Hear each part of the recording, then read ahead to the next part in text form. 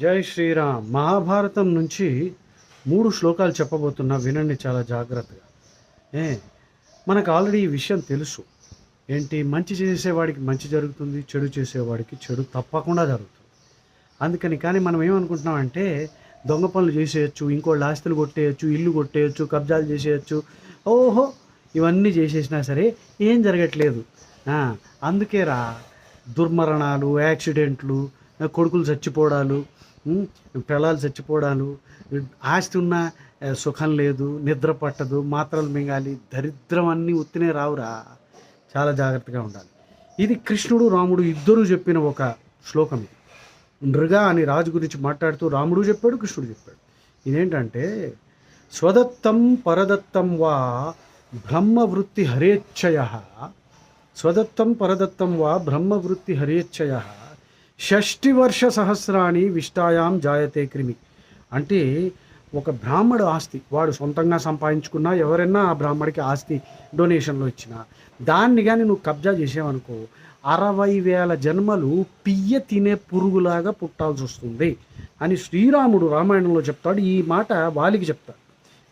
ఎందుకంటే వాలి అంటాడు, నువ్వేంటి నన్ను చెట్టు వెనక నుంచి దొంగలా కొట్టావు.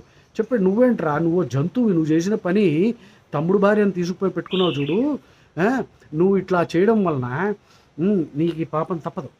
60,000 జన్మలు పియ్య తినే పురుగులా పుడతావు బ్రాహ్మడు ఆస్తి కొట్టేస్తే. ఇప్పుడు బ్రాహ్మడు అంటే ఇప్పుడు ఏదో పుట్టుకతో బ్రాహ్మడి అవ్వడు లేడురా బాబు.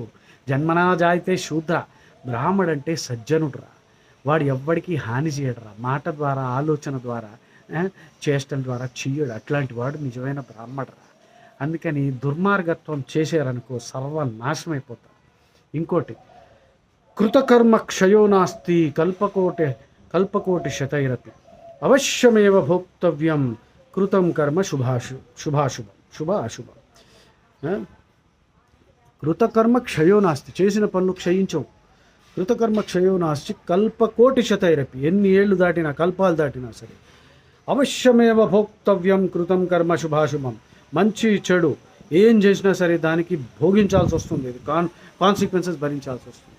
ఇంకోటి, యథాధేను సహస్రేషు వత్సో విందతి మాతరం తథా పురాకృతం కర్మ కర్తారమనుగచ్చతి.